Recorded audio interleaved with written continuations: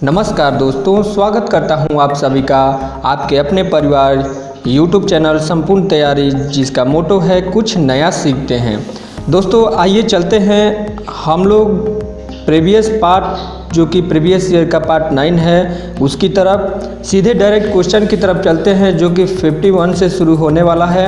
1 से 50 number question तक हम लोगों ने कवर कर लिया था और आज 51 से 75 तक क्वेश्चन करेंगे।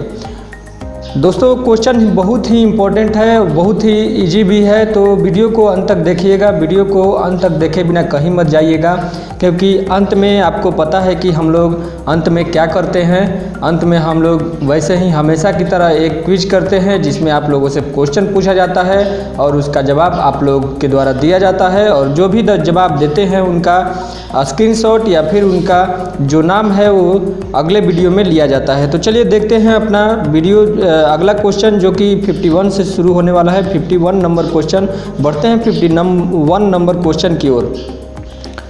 दोस्तों 51 नंबर क्वेश्चन की ओर बढ़ने से पहले आपको एक बात ये बता दूं कि हम लोगों का करेंट अफेयर्स का क्लास चालू हो गया है। हमारे चैनल पे डेली करेंट अफेयर्स का क्लास चालू हो गया है। अगर अभी तक आप लोगों को पता नहीं है तो करेंट अफेयर्स का क्लास जाकर नीचे डिस्क्रिप्शन में लिंक दिया गया है, वहाँ जाकर आप लोग देख सकते हैं, या फिर डायरेक्ट चैनल पे सर्च करके वहाँ से आप लोग जाकर देख सकते हैं। और जो भी विद्यार्थी हमारे चैनल पे नए हैं, जो भी बच्चे हमारे चैनल पे नए हैं, चैनल को कृपया सब्सक्राइब जरूर करें और चैनल को अपने दोस्तों में, ग्रुप में, जहाँ भी हो, फेसबुक पे, व्हाट्सएप पे शेयर जरूर करें।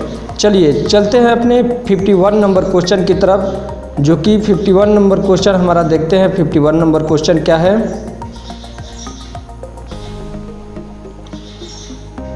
चलिए, उस शब्द युग्मों को चुनिए जो आपस में उसी तरह से संबंधित है जैसे दिए गए शब्द आपस में संबंधित है। यानी कि रीजनिंग से क्वेश्चन पूछ रहा है कि ऐसे शब्द, इसमें से 4 विकल्प दिया हुआ है, चारों विकल्प को चुनना है कि आपस में इनमें से कौन से शब्द एक दूसरे से मेल खाते हैं। ऑप्शन नंबर है पहला, दुर्बलता से शक्ति, स्थूल से मोटा, चिल्लाना या बोलना, और सैनिक और सोना। तो इसका दोस्तों राइट आंसर की अगर बात करें तो इसका राइट आंसर हो जाएगा 1 नंबर जो ऑप्शन है, राइट आंसर हो जाएगा दुर्बलता शक्ति।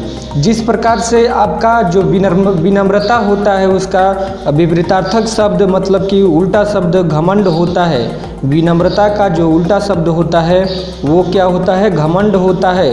उसी तरह से यहाँ पे दोस्तों दुर्बलता का जो उल्टा शब्द होता है, विपरीतार्थक शब्द होता है, शक्ति होता है। और यहाँ पर अगर बात करें स्थूल की, तो स्थूल का मोटा नहीं होता है, बिल्कुल ही गलत है। उसके बाद में सैनिक का सोना से कोई लेना देना ही नहीं है, ये भी गलत है। और चिल्लाना और बोलना एक दूसरे के विपरीत हो ही नहीं सकते हैं। चिल्लाना यानी कि उसके उल्टे में आपका विपरीतार्थक शब्द क्या हो जाएगा? चुप रहना। अगला क्वेश्चन 52 नंबर क्वेश्चन आ जाता है, गश्त सुरक्षा से संबंधित है तो बीमा किससे संबंधित है? गश्त अगर सुरक्षा से संबंधित है तो बीमा किससे संबंधित है? गश्त का अगर बात करें मतलब दोस्तों, तो गश्त यानी कि किसी क्षेत्र या स्थान की सुरक्षा की जाती है तो उसे गश्त बोला जाता है। तो बीमा किससे संबंधित है? तो बीमा इसका राइट आंसर हो जाएगा संरक्षण से संबंधित है।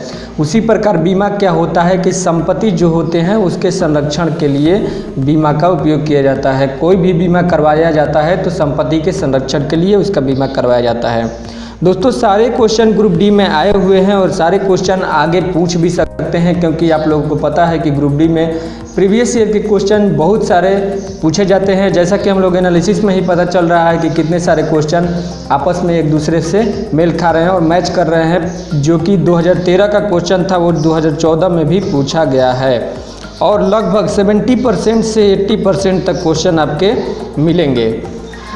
तो चलिए देखते हैं अगला क्वेश्चन 53 नंबर क्वेश्चन, कार का संबंध अगर गैरेज से है तो हवाई जहाज़ का संबंध बताना है कि हवाई जहाज़ का संबंध किससे है। यानी कि सिंपल ये बोल रहा है कि अगर कार को गैरेज में रखा जाता है, कार के लिए रखने का जगह क्या होता है? गैरेज ही तो होता है। तो कार का रखने का जगह अगर गैरेज होता है तो हवाई जहाज़ को रखने के जगह को क्या कहा जाता है? तो इसका राइट आंसर हो जाएगा 4th नंबर ऑप्शन जो है राइट आंसर हो जाएगा, यानी कि हैंगर बोला जाता है। हवाई जहाज़ को रखने वाले, जहाँ पे हवाई जहाज़ों को रखा जाता है उसे हैंगर बोला जाता है, विमानशाला बोला जाता है। चलिए देखते हैं अगला 54 नंबर क्वेश्चन। 54 नंबर क्वेश्चन बोल रहा है, सूर्य से पृथ्वी की दूरी 93.15 मिलियन मील है। यदि प्रकाश की गति 186,300 यानी कि 1,86,300 मील प्रति सेकंड है, तो सूर्य से पृथ्वी तक प्रकाश को आने में कितना समय लगेगा। टाइम पूछ रहा है दोस्तों, टाइम बताना है। Time is equal to what. यहाँ पे दिया गया है, डिस्टेंस दिया गया है 93.15 और स्पीड की अगर बात करें तो 186 यानी 1,86,300 यहाँ पे हमारा स्पीड दिया गया है, मील पर सेकेंड में स्पीड दिया गया है। चलिए सॉल्व करते हैं क्वेश्चन को। क्वेश्चन न्यूमेरिकल से पूछा गया था, तो कैसे सॉल्व करते हैं। इस तरह के अगर क्वेश्चन आपको एग्जाम में देखने को मिलते हैं तो इस तरह के क्वेश्चन को सॉल्व किया जाता है। दूरी दिया हुआ है 93.15 मिलियन मील दिया हुआ है दोस्तों। तो क्या करेंगे कि इसको हम लोग मिलियन मील को मील में कन्वर्ट करेंगे। तो इसको मील में कन्वर्ट करने के लिए 3.15 इंटू 10⁻⁶ से हम लोग मल्टीप्लाई कर देंगे तो ये हमारा मील में कन्वर्ट हो जाएगा। उसके बाद में दोस्तों हमारा स्पीड जो है, स्पीड दिया हुआ है 1,86,300 मील प्रति सेकेंड। इसलिए हम लोग डिस्टेंस को भी मील में कन्वर्ट कर दिया है, क्योंकि यहाँ से मील कट जाएगा और जो हमारा आंसर आएगा वो सेकंड में आएगा। तो चलिए देखते हैं।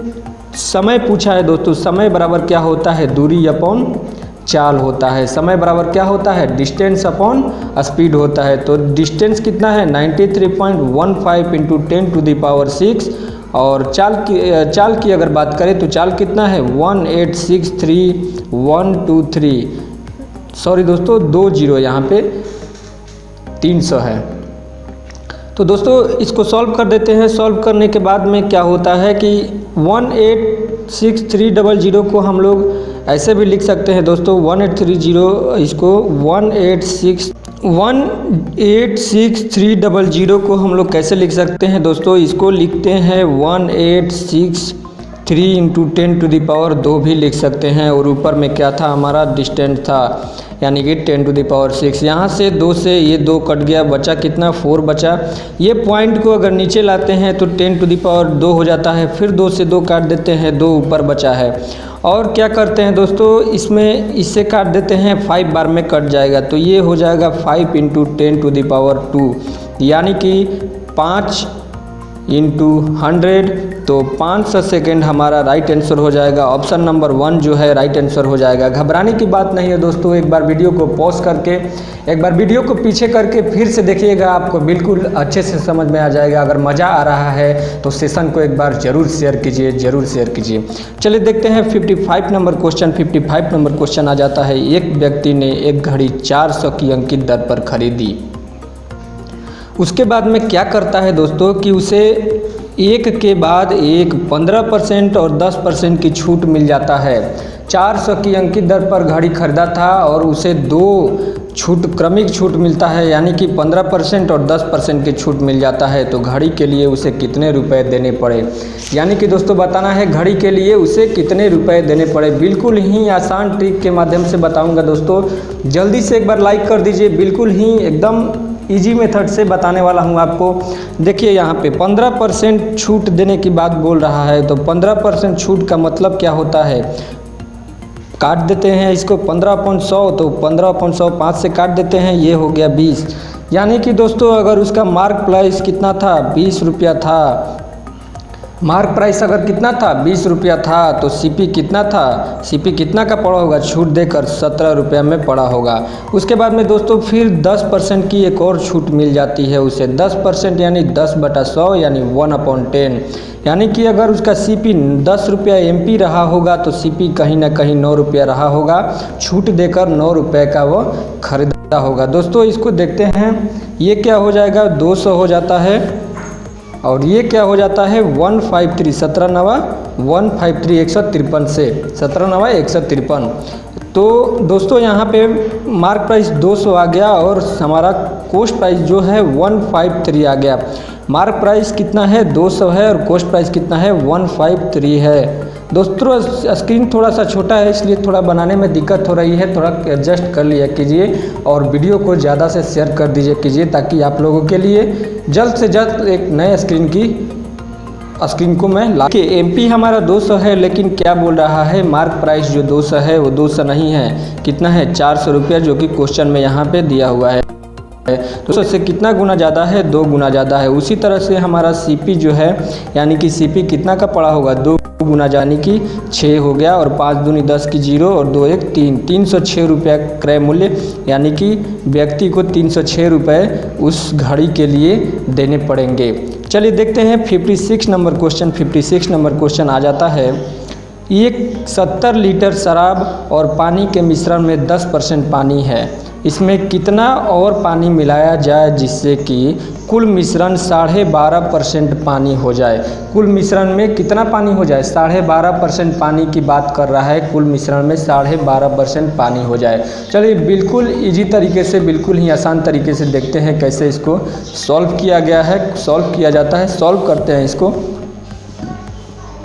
दोस्तों मैथ से घबराना नहीं है, क्योंकि मैं क्या बोलता हूँ मेरा फॉर्मूला हमेशा याद रखिएगा कि मैथ क्या करता है, बोलता है मैथ। जैसे जैसे मैथ बोल रहा है वैसे वैसे हम लोग लिख ले रहे हैं। दोस्तों 10% पानी बोल रहा है, 10% पानी का मतलब 10/100 यानी कि 1/10 हो जाएगा। यानी कि शराब की बात करें, अगर शराब की बात करें तो 10 अगर शराब है तो उसमें पानी कितना है, पानी कितना है 1 लीटर है। लेकिन दोस्तों यहाँ पे क्वेश्चन में बोला है कि शराब 70 लीटर है, शराब कितना है 70 लीटर है, तो कितना गुना ज़्यादा है 7 गुना ज़्यादा है, तो पानी कितना हो गया 7 गुना ज़्यादा, यानी कि 7 लीटर पानी हो गया।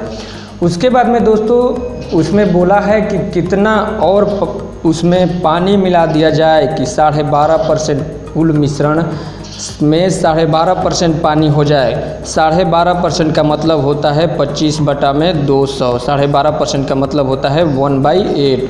ठीक है, तो यहाँ पे दोस्तों अगर बात करें कि शराब अगर 8 है तो पानी कितना है 1 है, लेकिन यहाँ पे 7 से मल्टीप्लाई किया गया है, तो यहाँ पे हम लोग कितना से मल्टीप्लाई करेंगे 7 से मल्टीप्लाई करेंगे तो कितना आ जाएगा 56 आ जाएगा। और बोल रहा है कि कितना पानी मिलाया जाए, यानी कि x पानी मिलाया जाए। दोस्तों यहाँ पे देखिए ये जो 70 है और ये 56 है, इसके बीच में डिफरेंस कितना है 14 है। दोस्तों इसको अलग से बना देता हूँ, डिफरेंस कितना है 14 है, और जो 7 है और x है उसका मल्टीपल कितना होता है 7x होता है, यानी x = 2 लीटर पानी की आवश्यकता पड़ेगी। यानी कि 2 लीटर अगर उसमें पानी मिला दिया जाता है तो 12.5% मिश्रण में पानी हो जाएगा। चलिए देखते हैं अगले क्वेश्चन की तरफ बढ़ते हैं। अगला क्वेश्चन है, खून का थक्का बनाने में कौन सा विटामिन जिम्मेदार है, जो कि पिछले वाले जो वीडियो में हम लोगों का जो क्वेश्चन पूछा गया था, क्वेश्चन ऑफ द डे था खून का थक्का बनाने में कौन जिम्मेदार है, और इसका राइट आंसर दिए थे प्रियांशु ओझा जी, जो कि फिर से एक बार राइट आंसर दिए थे। बहुत उनका बधाई, बहुत उनको, और ऐसे ही मन लगा के पढ़ते रहिए। इसका राइट आंसर दोस्तों हो जाएगा के। इसका राइट आंसर क्या हो जाएगा के, क्योंकि विटामिन के वसा में विलीय विटामिन होता है। 4 प्रकार के जो विटामिन होते हैं A, B, C, D, K, E, जो ये विटामिन होते हैं दोस्तों, विटामिन जो होते हैं इसमें से अगर बात करें तो जो B और C विटामिन को छोड़कर बाकी जो 4 विटामिन होते हैं, यानी कि A, D, K, E, इसको याद करने का सिंपल एक ट्रिक होता है दोस्तों। इसको याद कर लीजिए कीड़ा, क्या याद कर लीजिए कीड़ा, KEDA से क्या हो जाएगा कीड़ा। यानी कीड़ा जो है पानी में डूबता है नहीं डूबता है, पानी में तैरते रहता है।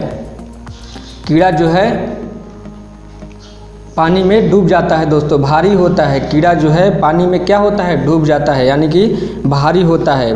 तो इसका यानी कि विटामिन जो के है, ई है, डी है और ए है, ये पानी में वसा में विलय होते हैं, वसा में डूब जाते हैं। कीड़ा जो होता है पानी में नहीं डूबता है, वसा में डूब जाता है, और जो विटामिन बी और सी है वो नहीं डूबता है दोस्तों। जो उसके बाद में बात करें कि मानव द्वारा जो विशेष प्रकार के प्रोटीन का संश्लेषण करने के लिए ज़रूरी होता है वो होता है विटामिन के। और खून के थक्के को रोकने के लिए सभी तत्व हमारे लीवर में बनते हैं, जो लीवर होता है उसमें ये बनता है। और लीवर में खून को रोकने वाले तत्व बनाने के लिए विटामिन के की आवश्यकता होती है। अगर विटामिन के नहीं रहेगा तो लीवर में खून को रोकने वाले जो तत्व है वो नहीं बन पाएंगे, जिसके चलते अगर कहीं भी कट जाए तो खून नहीं रुक पाएगा। अगला आ जाता है विटामिन ए का सबसे उत्तम स्रोत क्या है। विटामिन ए का सबसे उत्तम स्रोत की बात कर रहा है तो बिल्कुल ही इजी क्वेश्चन है। इसका राइट आंसर हो जाएगा ऑप्शन नंबर 1 गाजर। विटामिन ए का सबसे उत्तम स्रोत है गाजर। और विटामिन ए का रासायनिक नाम दोस्तों अगर बताएं तो विटामिन ए का रासायनिक नाम क्या होता है, रेटिनॉल। विटामिन ए का रासायनिक नाम होता है रेटिनॉल।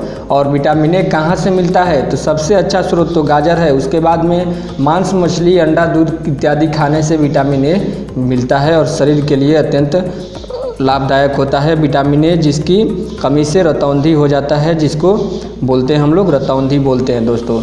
उसके बाद में 59 नंबर क्वेश्चन आ जाते हैं। 59 नंबर क्वेश्चन पे नीचे दिए गए प्रश्नवाचक चिन्ह के स्थान पर क्या आएगा, यानी कि 15, 225 और 35। उसके बाद में ये जो व्हाट दिया हुआ है यहाँ पे क्या आएगा। चलिए जल्दी जल्दी से इसको सॉल्व करते हैं। कुछ नहीं है क्वेश्चन में, बिल्कुल ही इजी क्वेश्चन है। 15 का स्क्वायर होता है 225। 15 का स्क्वायर होता है 225। तो यहाँ पे 35 दिया हुआ है तो 35 का स्क्वायर कर देंगे तो 35 का स्क्वायर कितना होता है, 35 का स्क्वायर होता है 1225। आप लोगों को 1 से लेकर 30 तक स्क्वायर रटे होने चाहिए। 1 से लेकर 30 तक स्क्वायर रटे होने चाहिए, तभी आप लोग एग्जाम में कुछ कर सकते हैं। चलिए देखते हैं 60 number question, 60 number question. 60 number question आ जाता है 0.17 गुणे 0.19 is equal to what. Point हटा देते हैं 100 आ जाता है। उसके बाद में 19 पर से पॉइंट हटा देते हैं, नीचे 100 आ जाता है। 19 और 17 का मल्टीप्लाई करेंगे, 19 और 17, 19 7 63 की 3 हाथ में 6 और 19 और 6 कितना, 19 6 32 अपॉन 1 पे कितना 0, 2 और 2 4 0 हो गया। तो यहाँ पे कितना हो गया दोस्तों 0.0323 जो कि ऑप्शन नंबर 1 जो है हमारा राइट आंसर है। Option number 1 is the right answer. चलिए देखते हैं 61 नंबर क्वेश्चन। 61 नंबर क्वेश्चन, तांबे की खदानें इनमें से किस स्थान पर स्थित है। तांबे की खदानें किस स्थान पर स्थित है, बताना है कौन सी जगह है जहां तांबे की खदान स्थित है। तो आपका राइट आंसर हो जाएगा खेतड़ी। खेतड़ी में तांबे की खदानें स्थित है। और खेतड़ी नगर कहाँ पे स्थित है, खेतड़ी नगर राजस्थान में स्थित है दोस्तों। राजस्थान का एक जो झुंझुनू जिला है वहाँ का एक छोटा सा कस्बा है खेतड़ी। और शेखावाटी का एक छोटा सा क्षेत्र है। भारत सरकार के एक सार्वजनिक उपक्रम हिंदुस्तान कॉपर लिमिटेड जो है के द्वारा यहाँ उत्खनन का कार्य किया जाता है। जो हिंदुस्तान कॉपर लिमिटेड है उसके द्वारा, HCL कंपनी है उसके द्वारा यहाँ पे तांबे का खनन का कार्य किया जाता है, कॉपर का। और हिंदुस्तान कॉपर लिमिटेड जो है भारत का एकमात्र तांबा उत्पादन संस्थान है जो कि खेतड़ी जो राजस्थान में पड़ता है वहाँ से तांबा का उत्खनन करता है। चलिए आगे आ जाता है 62 number question. 62 number question 4, 9, 20, 43 series का क्वेश्चन है। रीजनिंग में सीरीज का क्वेश्चन है। तो इसको देखते हैं 4 से कितना हो रहा है, 4 × 2 कर देते हैं तो 8 + 1 यानी कि 9। अगर 9 × 2 करते हैं और +2 करते हैं तो 20। उसी तरह से 20 × 2 कर देते हैं और प्लस में 3 कर देते हैं तो कितना हो जाएगा 43। तो उसी तरह से 43 × 3 43 × 2 प्लस में क्या कर देंगे 4 कर देंगे, यानी कितना हो जाएगा दोस्तों 6 हो जाएगा ये और 8 हो जाएगा ये और 86 और +4 कितना 90 इज़ द राइट आंसर, यानी कि 3rd नंबर जो हमारा ऑप्शन है वो सही हो जाएगा। चलिए देखते हैं 63 नंबर क्वेश्चन। 63 नंबर क्वेश्चन ये बोल रहा है कौन सा शहर अलकनंदा नदी के किनारे बसा हुआ है। क्वेश्चन बहुत बार आप लोगों को बता चुका हूँ और बहुत बार एग्जाम में आ भी चुका है। बहुत ही इम्पोर्टेंट क्वेश्चन है जो बद्रीनाथ है। बद्रीनाथ अलकनंदा नदी के किनारे बसा हुआ है, जो कि उत्तराखंड राज्य में पड़ता है। कहाँ पे पड़ता है? उत्तराखंड राज्य में पड़ता है बद्रीनाथ। और अलकनंदा नदी कैलाश और बद्रीनाथ के निकट बहने वाली जो गंगा नदी है, उसकी एक ब्रांच है दोस्तों। बात करें अगर अलकनंदा नदी की, तो जो कैलाश अलकनंदा नदी जो कैलाश और बद्रीनाथ के निकट जो बहने वाली गंगा नदी बहती है, उसका एक ब्रांच है। अलकनंदा नदी गंगा की सहायक नदी उसको बोलते हैं हम लोग, और यह गंगा 4 नामों में से एक है। चलिए देखते हैं अगला question 64 number question. 64 number question आ जाता है, मैथ से क्वेश्चन है। एक समारोह में महिलाओं और पुरुषों की संख्या 1:2 के अनुपात में थी, परंतु 2 महिलाओं और 2 पुरुषों के जाने पर 1:3 हो जाती है औसत। यानी कि पहले 1:2 था और 2 महिला और 2 पुरुष चले जाते हैं तो औसत कितना हो जाता है? 1:3 रह जाता है। तो इसको देखिए सॉल्व करते हैं। इसको मान लेते हैं हम लोग x और इसको 2x, यानी कि रेशियो में दोस्तों हमेशा x और 2x छिपा रहता है। तो 2 महिला चली जाती है और पुरुष में से कितने चले जाते हैं? 2 पुरुष चले जाते हैं। तो औसत कितना बच जाता है? 1/3 औसत बच जाता है। सॉल्व कर देते हैं। सॉल्व करने के बाद में आ जाता है 3x - 6 = इसको मल्टीप्लाई करेंगे तो 2x - 2। तो जब ये वाला x इधर आएगा तो कितना हो जाएगा? x = 4। x = 4। तो दोस्तों महिलाओं की संख्या की अगर बात करें तो ये हो गया 4, और पुरुषों की संख्या की बात करें तो 8। तो टोटल समारोह में कितने लोग थे? टोटल समारोह में 8 लोग थे। टोटल समारोह में 8 लोग थे। टोटल समारोह में कितने लोग थे? 8 और 4 जोड़ देते हैं तो 12 लोग दोस्तों। 12 लोग। ऑप्शन नंबर 1 जो है राइट आंसर हो जाएगा। चलिए चलते हैं 65 नंबर क्वेश्चन। बहुत ही इजी क्वेश्चन है, ये तो बच्चों वाला क्वेश्चन है दोस्तों। इसका तो 1 सेकंड में आंसर आना चाहिए। 1 सेकंड में इसका आंसर आना चाहिए। यानी कि 16 को डिवाइड कर देंगे 8 से तो बचा 2, और 5 और 2 जोड़ देंगे तो 7। इस पर ज़्यादा समय नहीं देते हैं। चलिए चलते हैं नेक्स्ट क्वेश्चन 66 नंबर क्वेश्चन। बुनकरों का शहर किस भौगोलिका का उपनाम है? बुनकरों का शहर किस भौगोलिक का उपनाम है? बुनकरों का शहर किसे बोला जाता है? तो बुनकरों का शहर पानीपत को बोला जाता है। बुनकरों का शहर Panipat is the right answer. Panipat को बुनकरों का शहर बोला जाता है। बुनकरों का शहर अगर पानीपत की बात करें तो पानीपत कहाँ पे पड़ता है दोस्तों? हरियाणा में पड़ता है। पानीपत कहाँ पड़ता है? हरियाणा राज्य में पड़ता है। और दिल्ली चंडीगढ़ राष्ट्रीय राजमार्ग जो NH नेशनल हाईवे है 1 पर स्थित है। और पानीपत नगर में पीतल के बर्तन, छुरी, कांटे, चाकू और कपास इत्यादि का काम किया जाता है। उसके बाद में आ जाता है 67 number question. 67 number question, electronic शहर किसका भौगोलिक नाम है? इलेक्ट्रॉनिक शहर एक ही जगह से 2 क्वेश्चन आया हुआ है दोस्तों।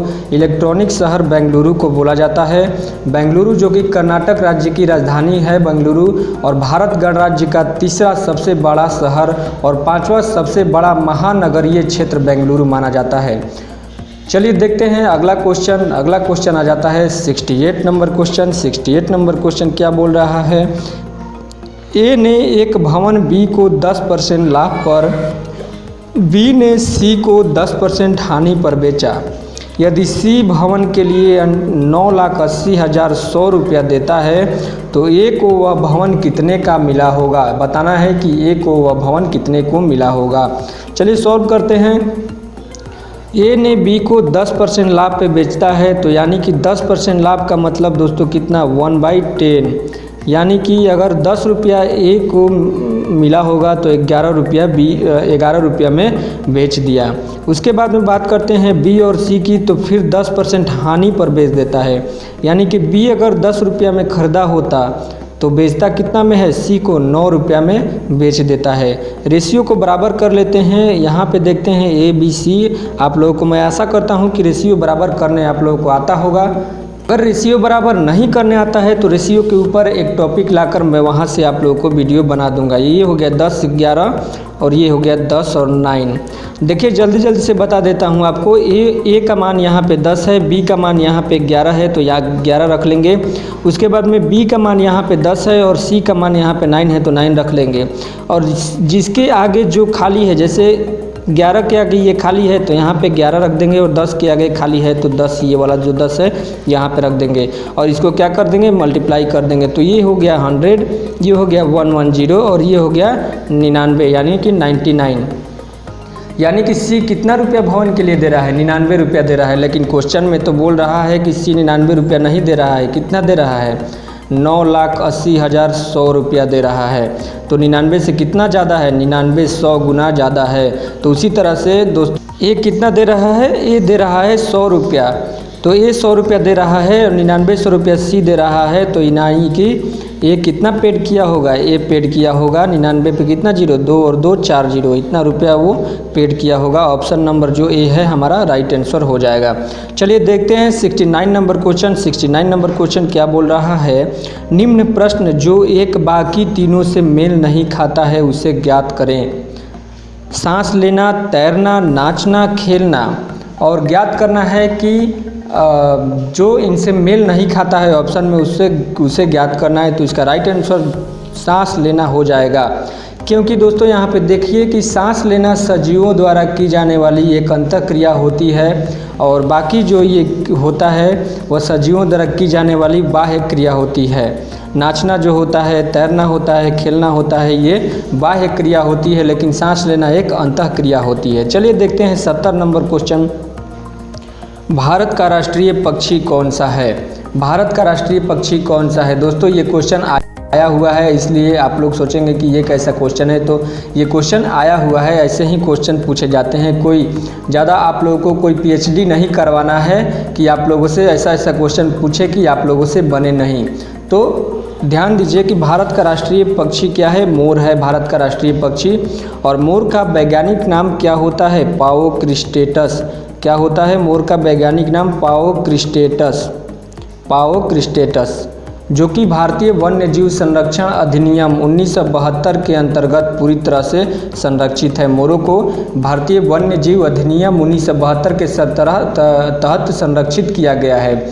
और मोर के अद्भुत सौंदर्य के कारण इतना मतलब कि अच्छा होते हैं कि भारत सरकार ने 26 जनवरी 1963 को, कब 26 जनवरी 1963 को राष्ट्रीय पक्षी घोषित किया है। 26 जनवरी 1963 को मोर को राष्ट्रीय पक्षी घोषित किया गया था। और मोर की 2 प्रजातियां पाई जाती है हमारे भारत में। मोर की 2 प्रजातियां पाई जाती है, एक नीला होता है और या एक भारतीय मोर जिसे पाओक्रिस्टेटस बोलते हैं, जो भारत और श्रीलंका में पाया जाता है। हरा या जावा मोर म्यांमार में पाया जाता है, जो कि जावा हमारे अभी म्यांमार जो कि वर्मा हो गया, वर्मा में पाया जाता है। हरा या जावा मोर पाया जाता है। चलिए देखते हैं 71 नंबर क्वेश्चन। 71 नंबर क्वेश्चन, हेली पूछल तारा पिछली बार कब देखा गया था। हेली पूछल तारा की बात कर रहा है, 2014 में क्वेश्चन पूछा गया था और बोल रहा है कि पिछली बार कब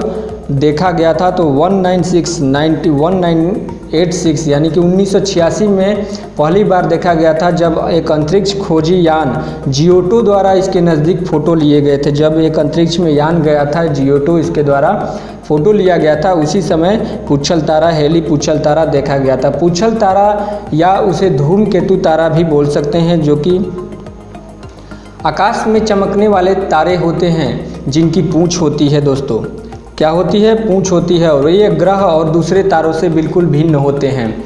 ये उसके बाद में अगर इसकी बात करें तो हेली धूमकेतु सबसे प्रसिद्ध खगोल शास्त्री एडमंड हेली के नाम पर रखा गया है। इसका नाम खगोल शास्त्री जो एडमंड हेली थे उनके नाम पर रखा गया है। और न्यूटन और हेली क्या थे, एक दूसरे के समकालीन थे। न्यूटन और हेली एक दूसरे के समकालीन थे और उन्होंने धूमकेतुओं के बारे में बहुत ही गहरा अध्ययन किया था। चलिए देखते हैं 72 नंबर क्वेश्चन। एक सोफे को 19,800 में बेचने पर एक व्यक्ति को 10% का लाभ होता है, तो क्रय मूल्य बताना है। बहुत ही इजी क्वेश्चन है, बहुत ही इजी क्वेश्चन है। चलिए सॉल्व करते हैं इसको। 10% का लाभ होता है उसको, यानी कि 1/10। तो खरीदा है 10 रुपये का, तो बेच रहा है कितने का, 11 रुपये का, तभी तो 10% का लाभ हो रहा है। लेकिन कह रहा है कि बेच 11 रुपये में नहीं रहा है, 19,800 में बेच रहा है। तो कितना गुना ज़्यादा है, 1800 गुना ज़्यादा है। तो उसी तरह से कॉस्ट प्राइस कितना हो जाएगा, 1800 गुना ज़्यादा, यानी कि 18,000 रुपया राइट आंसर हो जाएगा। 18,000 ये राइट आंसर हो जाएगा।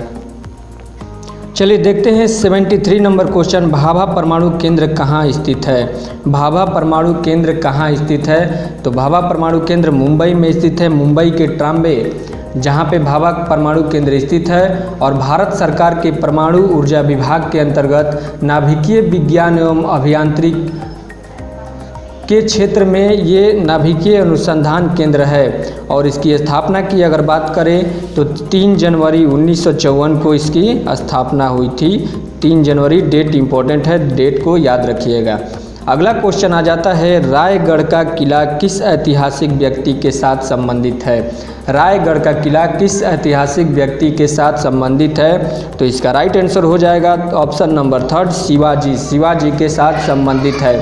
यह महाराष्ट्र राज्य में स्थित है। रायगढ़ का किला महाराष्ट्र में स्थित है, और रायगढ़ जो कि सह्याद्री की पहाड़ियों में खड़ी अरब सागर के ऊंचे किनारों तक विस्तृत है। सह्याद्री की पहाड़ियाँ वहाँ पे बहुत ही फेमस है, सह्याद्री की पहाड़ियाँ उसको बोलते हैं। 1956 ईस्वी में चंद्रराव मौर्य से शिवाजी ने यहाँ पर कब्जा कर लिया था। कब कब्जा किया था, 1956 ईस्वी में शिवाजी द्वारा चंद्रराव मौर्य जो कि पहले राजा थे उनसे कब्जा कर लिया गया था, और कब्जा करके शिवाजी द्वारा इस पर अपना राज्य, शिवाजी ने अपना राज्य चलाया यहाँ पे। चलिए देखते हैं last question 75 number question. 75 number question आ जाता है, चलिए देखते हैं last question 75 number question. 75 number question क्या बोल रहा है, भारत के लौह पुरुष के नाम से कौन जाने जाते हैं। भारत के लौह पुरुष के नाम से सरदार पटेल को जाना जाता है। सरदार वल्लभ भाई पटेल को भारत के लौह पुरुष के नाम से जाना जाता है। और भारत के लिए दोस्तों बहुत ही अच्छी बात है कि भारत की आज़ादी के बाद वे भारत के प्रथम स्वतंत्र भारत के प्रथम गृह मंत्री और उप प्रधानमंत्री बने, तथा इसकी विभिन्न रियासतों में बिखरे भारत के जो भू राजनीतिक एकीकरण में केंद्रीय भूमिका रही, जिनके कारण इन्हें भारत का बिस्मार्क और लौह पुरुष कहा जाता है। भारत का बिस्मार्क भी कहा जाता है और भारत का लौह पुरुष भी कहा जाता है इन्हें, क्योंकि बहुत ही अच्छे नेता बनकर उभरे और गृह मंत्री के रूप में बहुत सारे काम किए इन्होंने। इनके बारे में मैं पीछे भी चर्चा कर चुका हूं, और आज का करंट अफेयर्स में भी इसके बारे में चर्चा किया गया है। दोस्तों वीडियो आप लोगों को अगर पसंद आए तो वीडियो को लाइक कर दीजिएगा, वीडियो को शेयर कर दीजिएगा। चलिए अब चलते हैं क्वेश्चन ऑफ द डे, यानी कि आज का हमारा जो क्वेश्चन है क्वेश्चन ऑफ द डे के तरफ चलते हैं। आज का क्वेश्चन हम लोगों का है कि जापान का जो राष्ट्रीय मुद्रा है बताना है। जापान का राष्ट्रीय मुद्रा क्या है। जापान का राष्ट्रीय मुद्रा कमेंट बॉक्स में कमेंट करके बताइएगा, और जो भी कमेंट कीजिएगा कमेंट में आप लोग हैशटैग लगा के संपूर्ण तैयारी लिख के उसके बाद में आप लोग आंसर दिया कीजिए, ताकि मुझे भी अच्छा लगेगा और हाँ पता चलेगा कि आप लोग मेरी बात को मान रहे हैं। जापान का जो राष्ट्रीय मुद्रा है बताना है।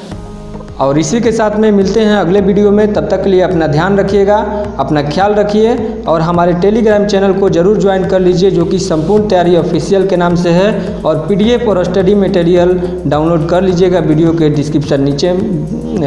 नीचे डिस्क्रिप्शन में दे दिया गया है उसका लिंक, वहाँ से आप लोग डाउनलोड कर लीजिएगा।